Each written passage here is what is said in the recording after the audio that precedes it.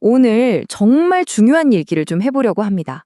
2026년 한국 증시의 판을 완전히 뒤바꿀 수 있는 거대한 변화, 바로 지주회사에 대한 이야기인데요.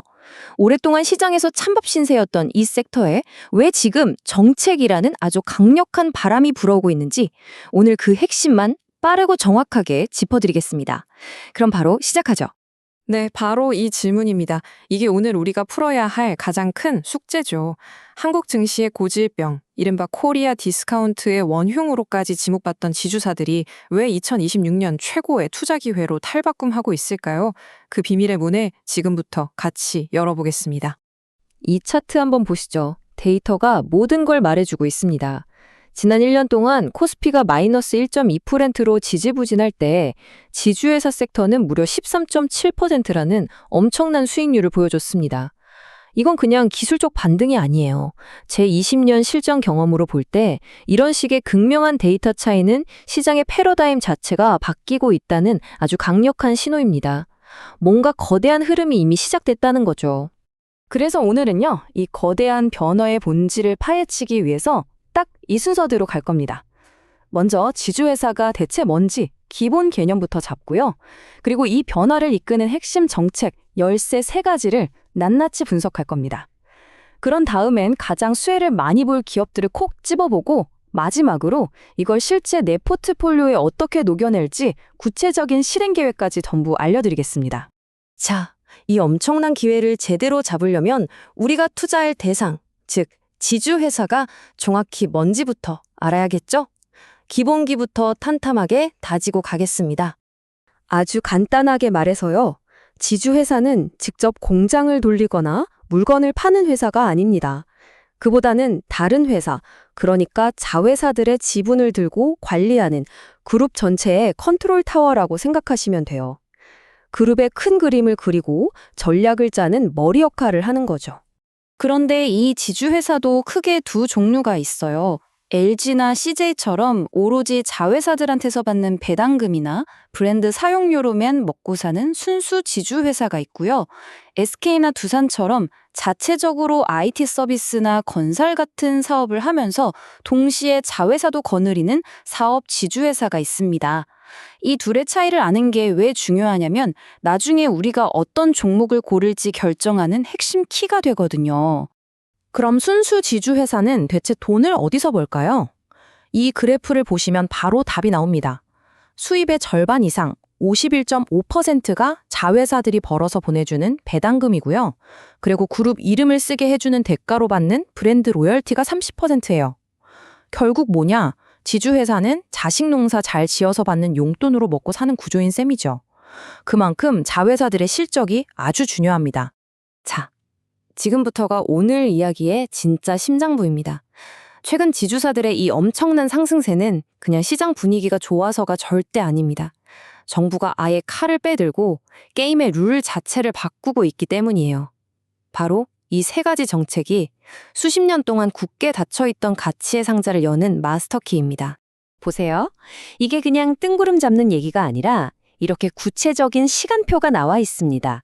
올해 상반기 중복상장 규제 가이드라인부터 시작해서 7월 상속세 개편안, 하반기 자본시장법 개정까지 지주사의 운명을 바꿀 정책들이 이 로드맵에 따라 착착 진행되고 있는 겁니다. 시장이 이 강력한 모멘텀을 외면할 수가 없는 이유죠. 첫 번째 열쇠는 바로 중복상장 금지입니다. 아마 많은 분들이 LG화학때 정말 속상하셨을 겁니다. LG에너지솔루션이 쪼개져서 상장하면서 기존 주주들은 정말 허탈했죠. 제 주변에도 그때 힘들어했던 투자자들이 많았거든요.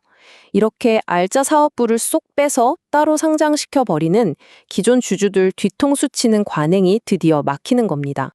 그래서 핵심은 이겁니다. 앞으로는 자회사가 아무리 잘 커도 그 성장 과실이 밖으로 새어나가지 않고 고스란히 모회사, 즉 지주회사의 가치로 쌓이게 된다는 거죠. 구독자 여러분, 이게 왜 여러 번 포트폴리오에 중요할까요? 바로 지주회사 투자의 가장 큰 리스크 하나가 아예 사라지는 순간이기 때문입니다. 두 번째 열쇠는 바로 PBR 개혁입니다. PBR이 1보다 낮다는 건 쉽게 말해서 지금 회사를 다 팔아서 정리하는 게 현재 주가보다 더 이득이라는 좀 말이 안 되는 상황이거든요. 이런 헐값 기업들한테 정부가 직접 왜 주가가 이 모양입니까? 주가 올릴 계획 내놓으세요 하고 압박을 시작하는 겁니다.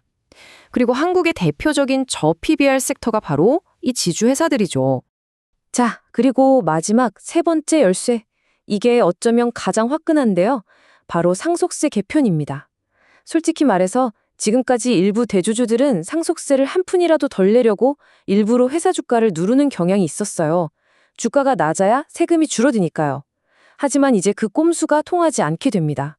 이 PBR 0.8배 룰이라는 게 정말 기가 막힌 장치입니다.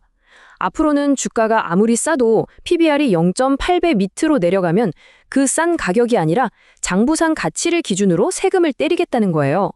한마디로 주가를 억지로 눌러봐야 세금 혜택이 전혀 없어진다는 거죠. 드디어 대주주와 우리 같은 소액주주가 주가 상승이라는 하나의 목표를 향해 한 배를 타게 되는 역사적인 순간이 오는 겁니다. 자, 그럼 이 세 개의 황금 열쇠로 어떤 상자를 열어야 가장 큰 보물이 나올까요? 이 정책들의 수혜를 가장 직접적으로 그리고 가장 크게 받을 것으로 기대되는 기업들을 살펴보겠습니다. 대신증권 리포트에서는 딱 두 기업을 핵심으로 꼽고 있습니다. 먼저 CJ는 중복 상장 금지의 최대 수혜주로 볼 수 있어요. 알저 자회사인 CJ 올리브영의 가치가 이제 밖으로 셀 틈 없이 CJ 안에 갇히게 됐으니까요. 반면 SK는 PBR 개혁의 모범생 같은 케이스입니다. SK 하이닉스라는 보물을 품고 있는 데다 무려 24.8%나 되는 자사주를 소각하겠다는 파격적인 주주하는 계획까지 내놨죠. 숫자로 직접 확인해 보시죠. CJ의 경우 현재 주가에서 28.4% 정도는 더 오를 수 있다는 분석입니다. CJ 올리브영의 가치가 온전히 반영되기 시작한다면 이 목표 주가는 결코 꿈이 아니라고 봅니다. SK 역시 약 19.3%의 상승 여력이 있습니다. SK 하이닉스의 가치에다 파격적인 주주 환원 정책까지 더해진다면 시장이 이 가치를 재평가하는 건 이제 시간 문제라고 봐야겠죠. 자, 이론은 여기까지 하고요. 이제 가장 중요한 시간입니다. 이 좋은 분석, 그래서 이걸로 어떻게 돈을 벌 거냐, 내 돈을 어떻게 굴릴 거냐 하는 실전 전략에 대해 이야기해 보겠습니다. 제 20년 경험에 비춰볼 때 이렇게 정부 정책이 시장의 체질 자체를 바꾸는 큰 흐름은 정말 10년에 한 번 올까 말까 한 기회입니다. 그래서 저도 사실 시장이 아직 이 법안들의 통과 가능성에 대해 긴가민가 할 때 바로 그때를 기회로 보고 제 포트폴리오에 지주사 비중을 선제적으로 담기 시작했습니다. 큰 변화는 항상 의심의 눈초리 속에서 조용히 시작되니까요. 이제 여러분을 위한 구체적인 실행 계획과 함께 그래도 반드시 짚고 넘어가야 할 리스크 요인들을 정리해 드리겠습니다. 기회만 보고 달려줄 순 없죠. 파도를 타려면 파도의 높이뿐만 아니라 그 아래 암초도 알아야 합니다. 저는 이런 4단계 실행 계획을 제안 드립니다. 첫째, 비중부터 정하세요. 내 전체 자산과 위험 감소 수준을 고려해서 지주사에 얼마를 태울지 정하는 게 시작입니다. 둘째, 정책 알림을 설정해 두세요. 오늘 우리가 본 정책 로드맵 관련 뉴스가 뜰 때마다 바로 확인할 수 있게요. 셋째, 나눠서 사세요. 한 번에 모든 돈을 넣기보다는 법안 통과 같은 주요 이벤트에 맞춰 2, 3번에 걸쳐 분할 매수하는 게 훨씬 안정적입니다. 마지막으로 분기마다 점검하세요. 정책이 실제로 시행될 때마다 내 투자 아이디어가 여전히 유효한지, 목표가를 수정할 필요는 없는지 주기적으로 검토하는 겁니다. 마지막으로 이 말씀을 꼭 드리고 싶습니다. 우리는 미래를 맞히는 점쟁이가 아닙니다. 시장의 변화를 남들보다 한 발 앞서 읽고 그 변화에 맞춰 유연하게 대응하며 살아남는 전략가일 뿐입니다.